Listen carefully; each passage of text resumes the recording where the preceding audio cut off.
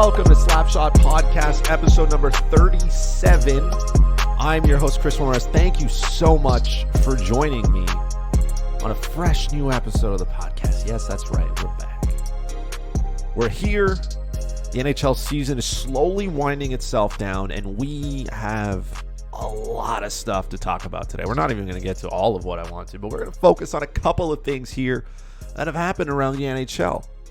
And we're going to talk about it in detail, right? We won't start with the Montreal Canadiens. We're going to wait for that later. But first, obviously, shout out to Cole Caufield, who has signed his first professional NHL deal. He will not be returning to Wisconsin. Wisconsin did not win their championship. Cole Caufield tried to do everything that he could, but he could not score 6 goals in that game, and evidently his team lost. But he has had himself a magnificent college career. He's really dominated the scene for Wisconsin. And now that he has signed his deal, he will be reporting to the AHL. So he is going to have to quarantine and then head to Laval, where he's going to start his pro career. But I am excited to see what Cole Caufield can do now against some better competition, right? College hockey is not always the highest of highest competition. Now he's going to be playing with some men, some big boys. But I am excited to see what Cole Caufield can do here. So shout out to him on his deal. He deserves it. And, man, can't wait for him to be in a Montreal Canadiens uniform soon. All right, before we dig into more Montreal stuff, because Montreal Canadiens did something, right? They made a trade, so I hear. So I want to hear. Anyways, we're going to talk about Tim Peel. Now, if you've been living under a rock here, you have no idea what's going on. Let me, bring you up to speed here. So Tim Peel, NHL referee, was basically, he was relieved of his duties, okay, after comments caught on a mic. Basically him confirming what we all already know, right? So what he said was basically that he was looking to just call a penalty against the Nashville Predators early to start the period. I think it was the second period, right? And he says this. It gets picked up on a mic, and the NHL gets a hold of this audio, and then they throw the book at Tim Peel, basically. Now, Tim Peel was already going to retire at the end of the year. They basically just said, here are your papers, go home early, take a vacation. That's it. And, I mean, look, you can have your opinions of Tim Peel and whatnot. It's been questionable sometimes, but here's the part for me that sticks for Tim Peel is that he basically just confirmed what everybody around sports already knows about referees, which is not every call that is made is merited, right? These quote-unquote phantom calls, and they exist in every single sport, by the way. This is not an NHL problem, right? NBA with their travel rule, right? Or the NFL with their pass interference rule sometimes. What other sport has this? MLB? Oh my God. Angel Hernandez in the strike zone in baseball. Like, there's so many times where you see a call or you see a referee miss a call and you're like, what is going on here, bro? How did you not see this? And then there are other times where referees call a penalty and you're like, you got to be shitting me, bro. That's not a penalty. So Tim Peel now caught on mic basically says, hey, at least I was trying to do this in this one instinct, right? And he's a veteran referee. So if he's doing it, there's probably quite a few other referees who are going about. And this isn't breaking news to anybody. We already know it exists, but now the NHL has a problem, or at least in my mind, they have a problem, okay? Because the way I see this is you have a rule book, and we can agree to disagree here as much as you want, but you have a rule book in place, and referees are there to enforce the rule book.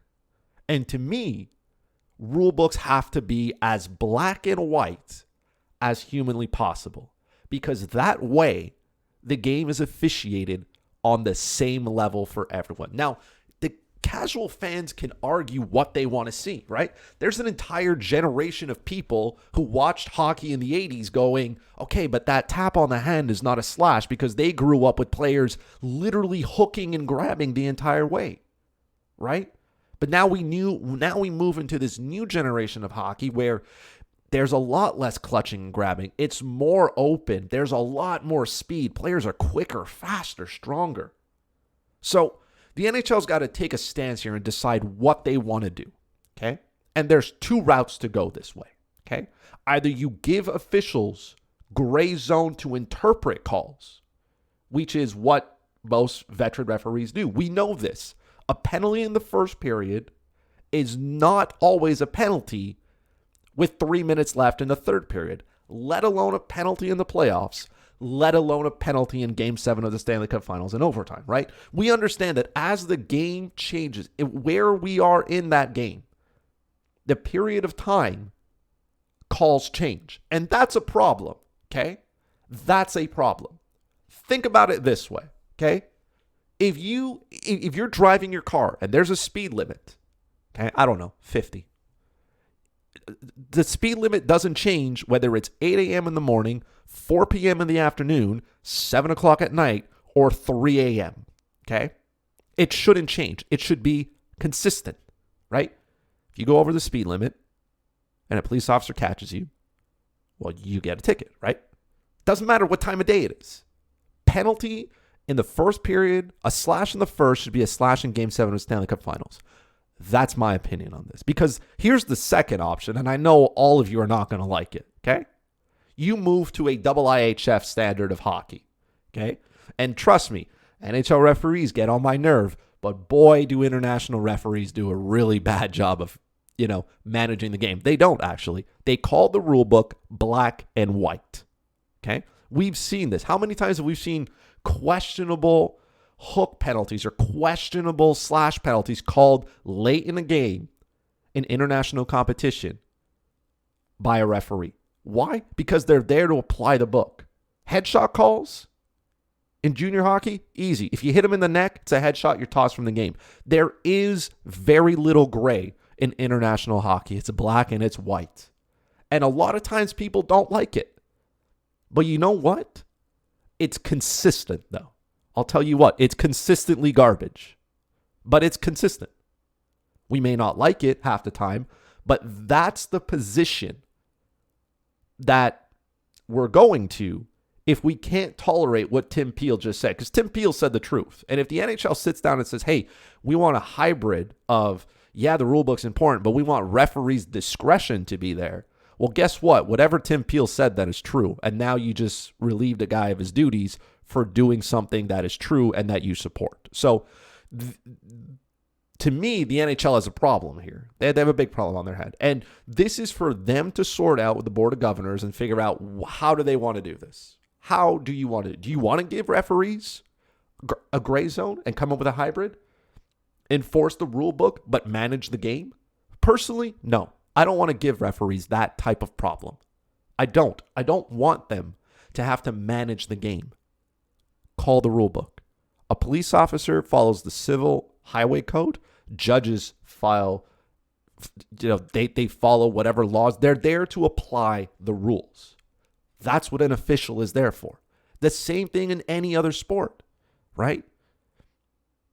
Every single, they're there to apply the sport. And we see this the most probably in soccer, right? Soccer, you touch a player, he falls. But if he does this at the 23rd minute in the middle of the field, it's fine. But baby, players getting pulled down in the box, you literally have to be jumping on his back to pull him down for the referee to stand up and say, okay, we'll give it. Now, I know soccer is a particular sport because players flop left, right, and center. But again, the NHL's got to pick a side because you can't have it both here. You can't have it both ways. You cannot have your cake and you cannot eat it. You have to decide which one you want to go with. And for the NHL's sake, it has to be more of what the IIHF does because Tim Peel is not wrong. He's correct. The only problem is he got caught. Now, could the NHL have come back to him and say, hey, Tim, what are you doing, bro? Don't do that. Don't say that. They could have done that. Instead, they threw the book at him and said, you know what? Get out of here. So that was a really harsh penalty, right? Like Tom Wilson can take a guy's head off. And the NHL's like, 5 to 6 games should do it enough. But Tim Peel says the truth, and they throw him out. Right? That's at least how I look at it here. So for me, it's critical that, and every team, look, every NHL team has an agenda. Every single one. The NHL has an agenda. Teams have an agenda. A team that's getting penalized a bunch obviously doesn't like what Tim Peel's saying, right?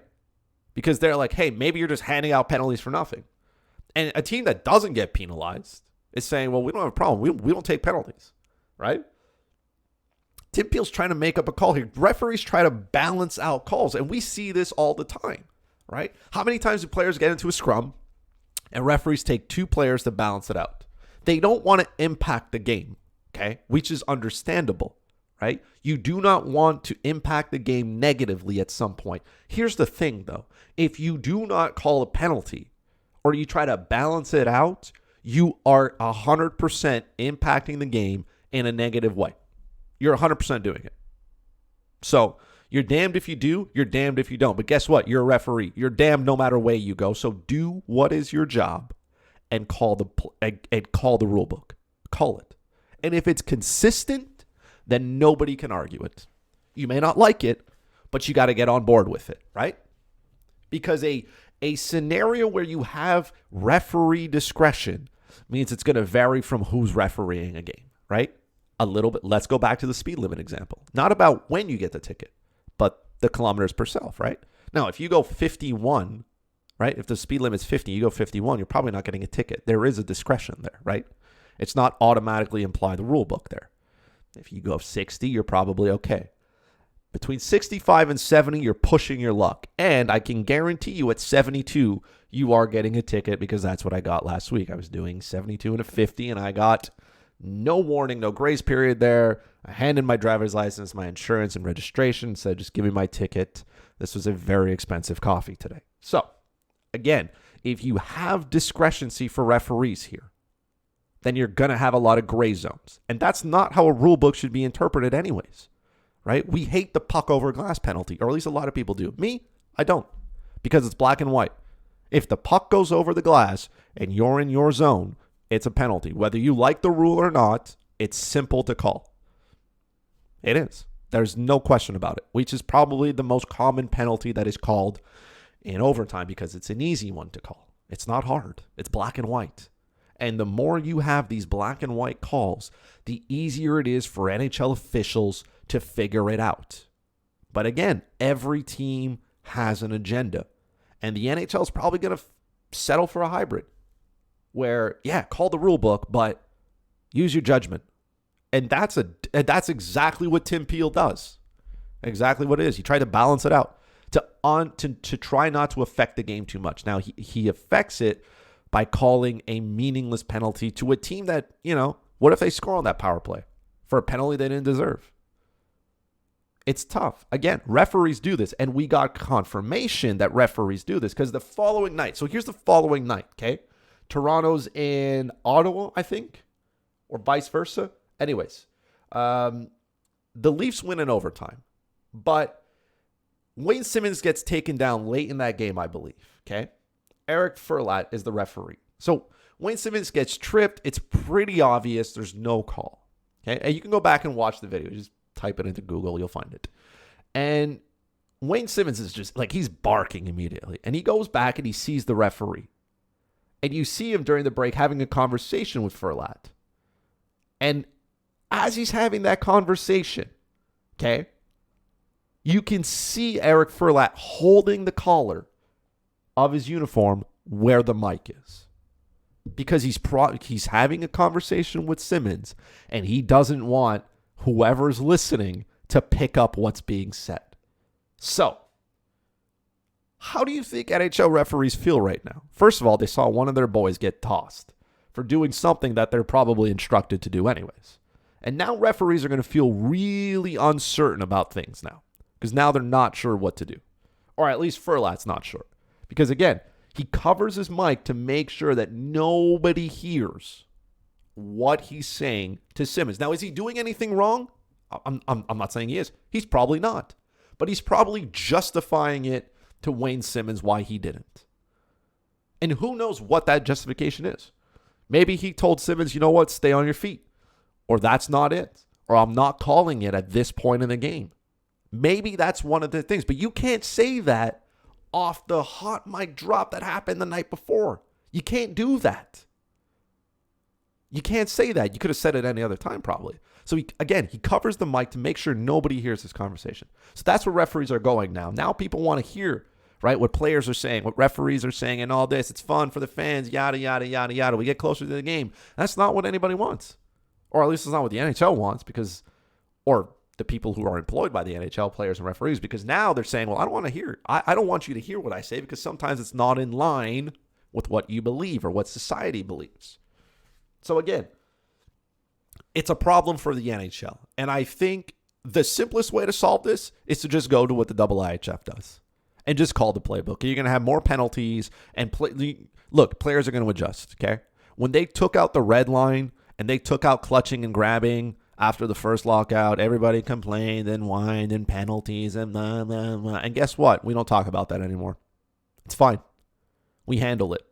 We deal with it. People will evolve. Players will understand.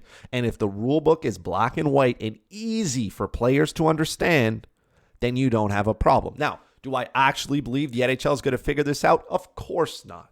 Because the NHL can't even figure out what goaltender interference is. So you want them to figure out every single rule book in their rule book? No, the NHL has no idea. This is going to stay status quo. It should change, but it's not. It's going to stay exactly as it is, and we're going to get exactly what referees are doing anyways, and it's going to continue until we all die. Because, again, why would we expect anything different from the NHL? They have their own agenda, and it's a problem, right? And like Kevin Bieksa was talking about on CBC, right? There are elite tier referees, right? Just like there are elite tier players. Then you got your middle tier players, and you got your low level players. There are elite referees, low-level referees, and there's probably a bunch in the middle, right? Your elite referees are the ones that you already know by name. You know, Wes McCauley, right? Obviously. They ref games in the Stanley Cup Finals and stuff like that, in Game 7. Those are your elite. And the bottom name ones doesn't really matter because they don't make it that far, right? So again, it's easier for referees with a ton of experience to figure this out. It's easier for them to manage the game. But you have a lot of new referees coming out, and they don't have that yet. And you need to make it simple for them to understand. Because you need good referees, right? You need them. You need very good ones. But I think it's also time that we simplify what is in front of us. Just call the damn rule book. That's it. This is a sport. You break it, it should be no different in the first or in the third. You may not like the call. Nobody will. But call it. Just call it. And then players will get on board. At one point, they're going to figure it out. Undisciplined teams are going to start to say, hey, we got to figure this out. We got to make sure we're not doing this. Everybody adjusts. And the team that adjusts first is probably going to win. Or you're going to figure out that once you start giving up a ton of power play goals, you're not going to take penalties. Or at least if you're not the Montreal Canadiens, because, well, they haven't figured that out yet, right? I mean, again, that's my take on Tim Peel. He just got fired for saying the truth. That's it. He got fired for saying the truth, and the NHL is not going to do anything about it. And again, we're going to continue to live in this world of just, referees making up calls and probably affecting the game. But hey, nothing's going to change until something bad happens. Speaking of, let's turn the tables here. Speaking of not bad things happening, good things happening, or at least it's good news. Eric Staal. So Eric Staal was traded from the Buffalo Sabres to the Montreal Canadiens, right? Buffalo picks up a third and a fifth round. They didn't even get the good third and the fifth round. So Buffalo really, it's no question they've been having an absolutely disastrous of a season. They're going to start liquidating pieces. Eric Stahl's the first player to be moved. There are going to be lots of other players moved. So get ready to expect the Buffalo Sabres to be even worse this season than they already are, which is already hard to understand. Buffalo's now lost, at the time of this recording now, on the 20th, I think they've lost 16 or they're winless in 16 games, I think. 16 or 17. I've lost count. I know they haven't won since their losing streak, or winless streak, as the NHL wants us to refer to it, started, I think, on the 15th of February. They haven't won in over a month. They have no idea. I don't think they've won a game since I've turned 30. I think they're still looking for that. But the Buffalo Sabres got their piece. Eric Staal gets moved here. Now, Montreal was on his no-trade list, right? And he explained a little bit about it. He says, look, with coronavirus and the quarantine rules in Canada, 14 days is a long time to wait between, being traded and getting up to date, especially mid-season for an older player as well. You're coming into a new team, learning systems, getting ready. You can't practice with the team. You quarantine, can't go anywhere. Then by the time you get up and skating, practicing, getting ready, it's a long time. So the Canadian government's changed it a little bit. Now it's only 7 days, half the time. So Eric Staal waives his no-trade clause. Okay, fine. I'll go to Montreal. And I'm having a conversation with a couple of people on Facebook, and they're saying, oh, great, he's going to be a great fourth-line center. And I'm sitting there going, what? Wait, what? No, he's not playing on the fourth line. What are you talking about? You don't trade for Eric Staal so you can play him on your fourth line. At least that's not what I'm doing here. And I don't think that's what Marc Bergevin is thinking either. First of all, Eric Staal is he's 36 years old, okay? He's not who he was anymore. But he was pretty good in Minnesota, right? He showed up in Minnesota, he was 32, right? He left Minnesota, he's 35. So he's on the other side of 30. And in his time in Minnesota, he played 311 games. He had 240 points. That's pretty good for a player on the other side of 30. Now, look, he's 36 now, okay? He has 10 points, but he's playing in Buffalo. So I'm just going to discredit Buffalo completely.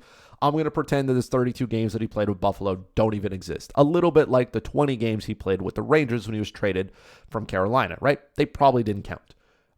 Because he went to the Rangers. He had 6 total points in 20 games. It just didn't work out for him there. And it happens. Sometimes players go to teams and it just doesn't work. And Eric Staal didn't work with the Rangers. It didn't work in Buffalo. Now, do I think he can be a serviceable player for the Montreal Canadiens? Absolutely. I don't think he re-signs in Montreal. I don't think so. Because you have too many centermen already. Right? Remember when the Montreal Canadiens traded Max Domi away, right? Coming off 70-plus points 2 seasons ago. They went to get Josh Anderson. Now, has that trade worked out? Early sight, yes. Max Domi's not having a great season. Josh Anderson's doing really well. You traded for positional needs. But now you've gone on to reacquire a centerman. You've gone out and you've paid nothing to get him. And my theory behind this is, are we really trying to replace Jake Evans? Is that the player who is having the most difficulty in this lineup? Are we going to play him?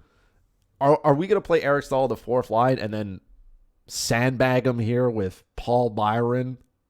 And, Frolik is there for now, but at one point, Yoel Armia comes back into the lineup, and then what are you going to put? Corey Perry on that side? Sure, that becomes a really good fourth line. But I'm not bringing in Eric Staal to do that. Now, Daily Faceoff has him slated to skate on the third line here with Corey Perry and Artturi Lehkonen whenever the Montreal Canadiens get back into action, because all their games have been canceled this week because 2 players added to the COVID protocol list, Yoel Armia, Jesperi Kotkaniemi. They're still on the list, and we have no idea when Montreal Canadiens are ready to return to action. But all this to say, okay, my initial point to these gentlemen that I was talking to was he's not coming in to play on the fourth line. If anything, I think he's going to play in the top 6. And let's go through the thought process here for a minute, okay? Let's go through the thought process. Montreal has done very well with their wingers this season, okay? Their defense has been good. I think it's been good. Jeff Petry's been elite, right? He's been really good. Shea Weber's just, a body now, but he's not doing, it's not hurting too much. Joel Edmondson's been really, really good from coming over. He leads the NHL in plus-minus with plus 24. So he's been really good defensively. Alexander Romanov has been, a rookie. He's done what he's needed to do. Ben Sherrod has broke his hand. Brett Kulak, you don't hear about him, so that's the best way to know that Brett Kulak's doing well. Victor Mete and Xavier Ouellet are just they have a pulse, okay? So their defense has been fine. Their forwards, their wingers specifically, they've been really good, right? Tyler Toffoli's been really good, right? Like I said, Josh Anderson has 11 goals on the season. That's gone well. Brendan Gallagher's got 12 goals. That's going okay. Thomas Tatar starting to turn it around here. 20 points in 30 games. You know, Jonathan Drouin's not scoring goals, but he leads the team in assists with 19. Like, there's a lot of stuff going right here, okay? Winger side. I'll even give Corey Perry some credit. He's got 6 goals. He's got 6. Good job to Corey Perry, man. He's making himself felt. Here's the problem with the Montreal Canadiens. It's their centerman, right? Nick Suzuki's got 7 goals, okay? He's probably been the best center, okay? Let's give him some credit. 7 goals is okay. I don't think that's the step the Montreal Canadiens thought he was going to take, but here he is, and he's still got time. Jesperi Kotkaniemi has 4 goals in 31 games. I think that's a concern for the team, right? He's not producing at a level that he should be, or at least at the level that you thought he was going to produce when you thought trading Max Domi away would be a good idea. Now, everybody knows how I feel about Philip Deneau. He's got 2 goals this season, right? He's got 2. He's got 15 points, which is nice. But he's got 2 goals. Your centermen have combined for 13 goals. Your top 3 centermen. I'm going to discredit Jake Evans here because I don't need anything from Jake Evans. I literally need him to not be bad. And he's been good. Jake Evans isn't the problem in Montreal. He's scored 2 goals. He's got as many goals as Philip Deneau. Play him on the top line if you want. Who cares? No, actually don't do that. But my point is, you're not getting your contributions from your centerman that you thought you would be. Your wingers have done a good job of picking that pace up. Your one defenseman has been doing it. But you need all 3, right? You need your wingers, your centerman, and your defenseman to contribute offensively if you want to be a good NHL team. And it's no secret, the Montreal Canadiens have struggled here. Up, down, right? They started the season strong, they plummet, and now they're just kind of floating around here, right? They're going to be in a hunt for a playoff spot. They're going to have to fight for it. So MB goes out and he gets Eric Staal. And you think playing him on the 4th line is going to help? What's going to happen? Is your entire 4th line going to make a power play presence? I mean, you could, right? We might see Eric Staal, Corey Perry on the 4th line and on the top power play unit. Absolutely fucking wild if you ask me. But hey, who knows? Montreal still hasn't figured out their power play. But hey, we'll deal with that another millennial. Again, Tyler Toffoli's still out of the lineup, so there's a lot of things that need to happen here to balance out and figure out. But you could have 3 really good lines here, okay? Just think about it for a second, right? Philip Deneau is, I mean, here's the thing. Eric Staal and Philip Deneau are basically the same. The only difference is one is a little bit older than the other. They're basically the same. They're good two-way centermen. And I think you can get a lot more out of Eric Staal playing on that top line than you'll get with Philip Deneau. Philip Deneau is not a top NHL centerman. I'm sorry, he's not. He's not a top-line centerman on any team in the NHL, with the exception of the Montreal Canadiens, because the Montreal Canadiens are convinced, and their media is convinced, that he is at least a lesser version of Patrice Bergeron, which is an absolute joke because he's not. Right? Now, when Kotkaniemi comes off the COVID protocol list, where is he going to slot into? Now you have 5 centermen. Okay? You have Deneau, Suzuki, Kotkaniemi, Staal, and Evans. Okay? Let's just take Jake Evans out of the lineup because that's the easy way to deal with it, right? Let's just take him out of the lineup, right? Sorry, Jake Evans, you lost your spot, okay? Now, let's go with my theory here, for example, okay? Let's go with mine.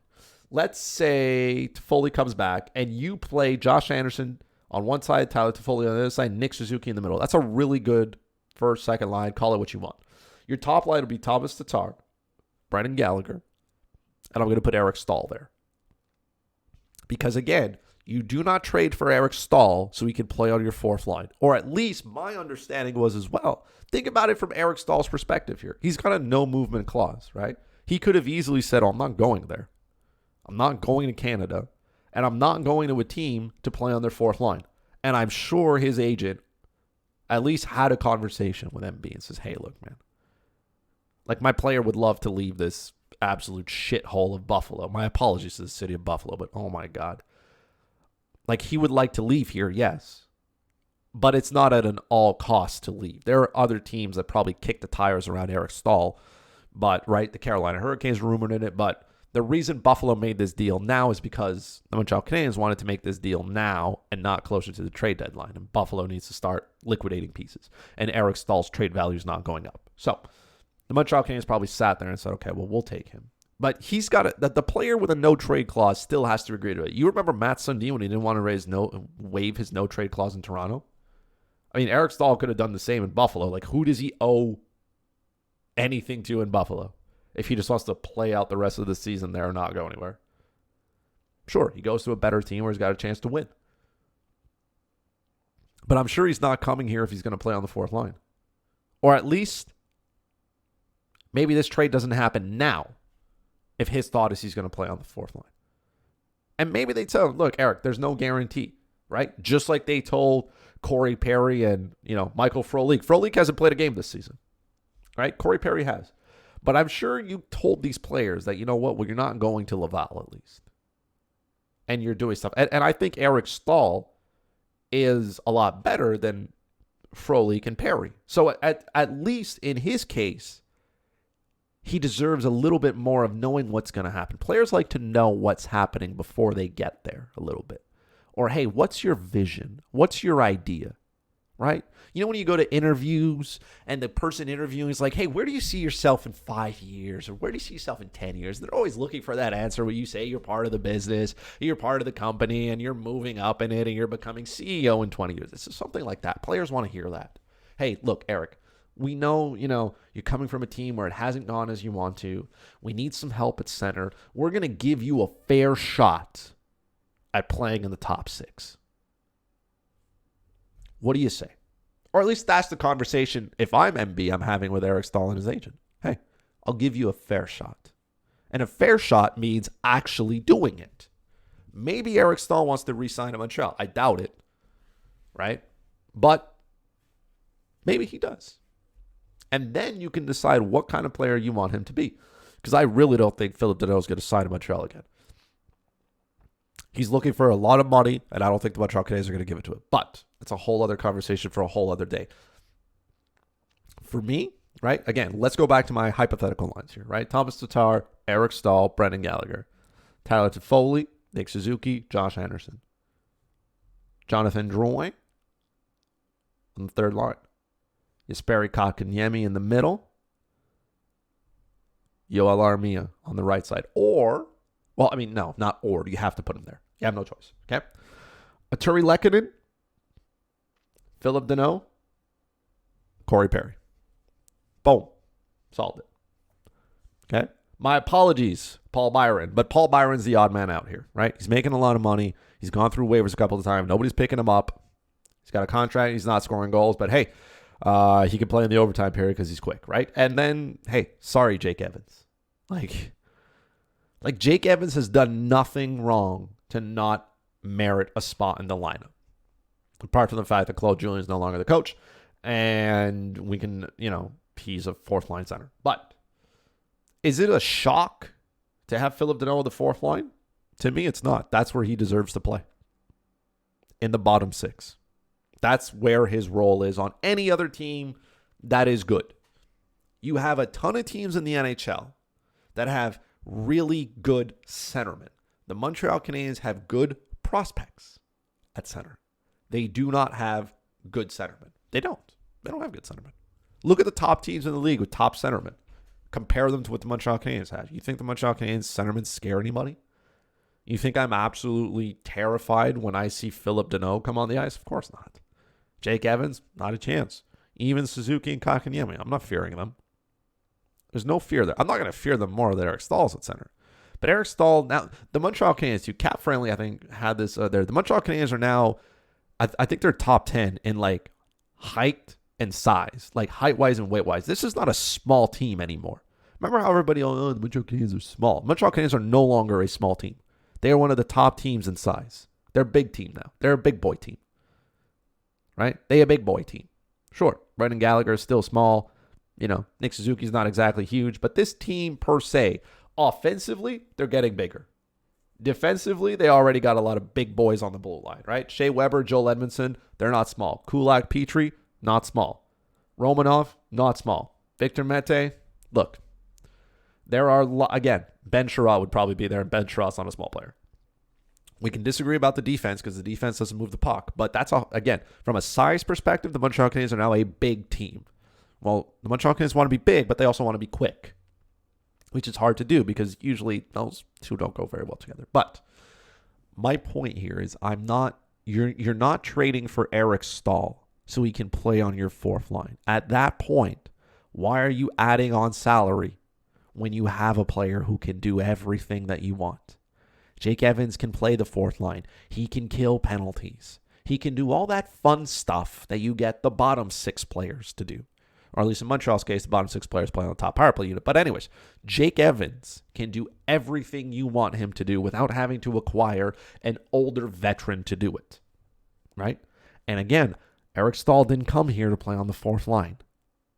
So he's not going to, or at least that's not my understanding. That's not how I look at this. And I'm being told, no. Well, you can't move Philip Deneau.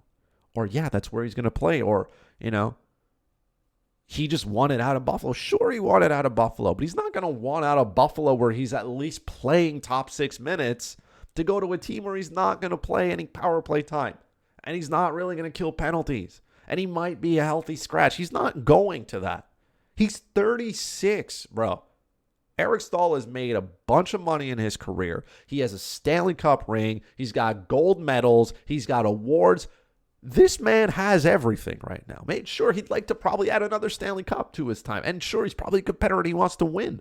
But he's not going to give up everything so he can go to the Montreal Canadiens.